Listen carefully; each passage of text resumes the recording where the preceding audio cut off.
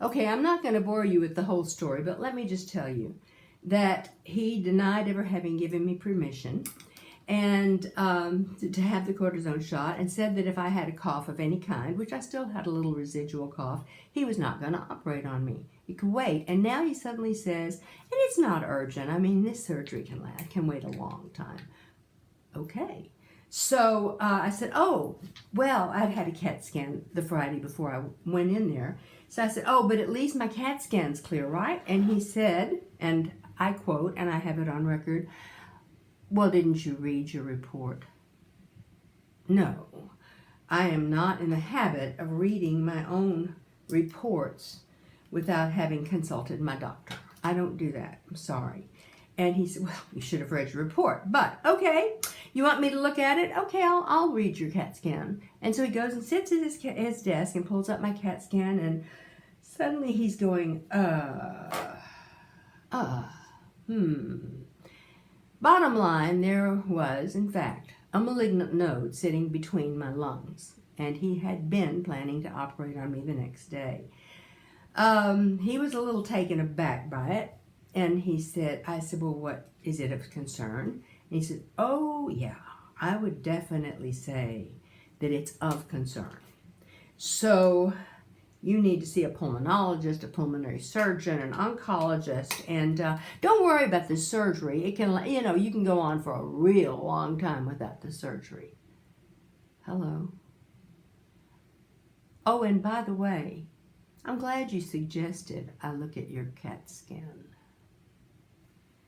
How much confidence do you think I had in that doctor after that? I wasn't just real fond of him before.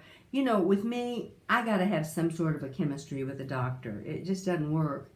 I've had too many issues, and we have to get along. They have to understand me. They have to understand that I try to make funny as much as I can to take the heaviness out of the situation.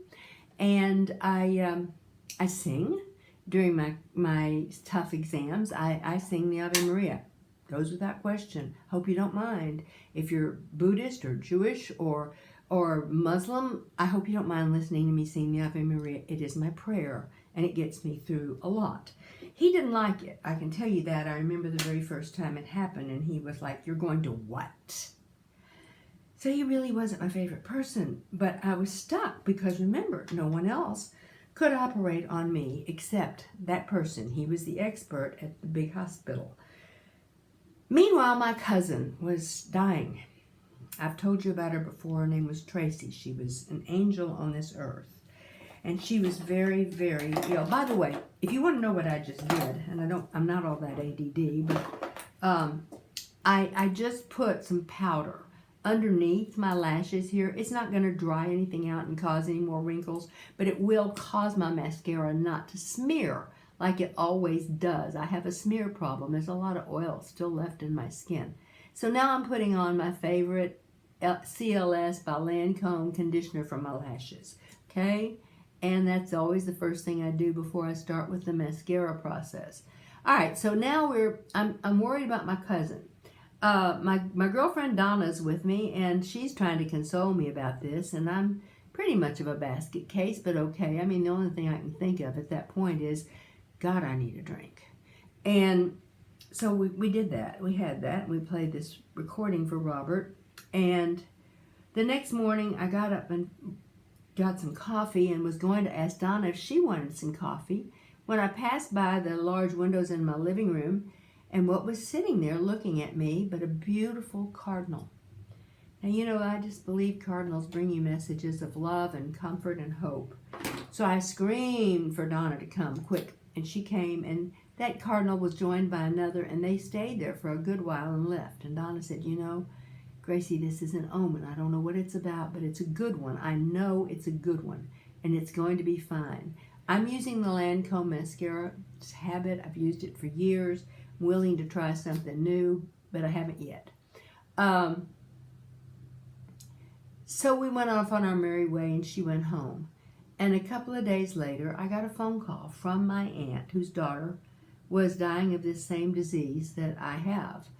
Hers had entered her mesentery, which was the worst place it could possibly go, and she was suffering horribly and losing all hope. It was pretty hopeless already. But her mother said, I have heard from someone who knows that the foremost expert in this kind of cancer is, would you believe, in Houston, Texas at Baylor College of Medicine. Do you think you can get in touch with him and take him Tracy's records? And I said, you bet. I've got a friend who's very influential there. I'll get in. So I called my friend at that instant, and I was in 2 days later. And I asked them when I called, I said, this is what I'm looking for. Do you know that person? And they said, yes, absolutely. And they put me in his office. Now, for some reason, I took Robert with me. I've just gotten in a habit of never going to a doctor's office alone if I can possibly help it. But I wasn't going for me. I was going for Tracy. So I don't know. I had him with me. That's all I can tell you. And I told this doctor all about what was going on with my cousin Tracy. And I told him that, I felt very responsible because, in fact, I have the same kind of cancer and had it before Tracy did. And I'm having to have surgery. But, of course, he can't help me because these kinds of radiation that I've had kind of eliminate anybody outside of one hospital and one real doctor here. So he said, well, I am a surgeon. And I'm going, I didn't know I was going to be in a surgeon's office. I thought I was going to be in a research doctor's office or oncology or something. I didn't think it was a surgeon. He said, yeah, you're in my office. It's a surgeon's office. So if you don't mind, would you be kind enough to allow me to examine you? I said, well, okay, I didn't plan on that, but yeah, okay. So he examines me and he says, Mrs. Givens, you have a very small cancer here. It's really very tiny. And your skin around it, the radiated area that they're talking about, really looks like it's in good shape. I don't think that there would be a problem if I operated on you. And let me tell you how I would do it if I did it. I would make like 6 holes right here, here, here, and here. And my husband's going, wait a minute. You have to cut her, right? From stem to stern. He said, oh, absolutely not. I would never do that. And Robert said, why not? And he said, because lots of reasons. First of all, she'd absolutely end up with hernias. Second of all, she would also absolutely end up with, adhesions, which are horrible. And thirdly, just opening her up like that when there are so many germs in hospitals these days would open her up to terrible infections. So no, I would definitely not cut her from stem to stern. And he said, now, you have a malignancy between your chests. That must be addressed. And I said, yes, okay, I know that. He said, well, we need to get this out first. And it's probably just for palliative reasons because you're basically stage 4. But something tells me that you're a little bit different from most patients in the way that you metastasize. It's very small. And it's very possible that we can actually cure you. And so I would like to take this out and have you talk to our team, our people, about how you're going to get rid of the thing between your chest, and let's go from there, but let's do it quickly. I was amazed. And so I said, yes, of course. Yes, let's do. Well, I had that surgery, and it was tough. Boy, it was tough. I can only imagine how tough it would have been had I had another kind of surgery that would have opened me up from stem to stern. I don't think I could have lived through it. This is called City Lips. I bought it off of Facebook. I'm not sure. I'm glad I did, but it seems to plump things up a bit. And I put it right here on my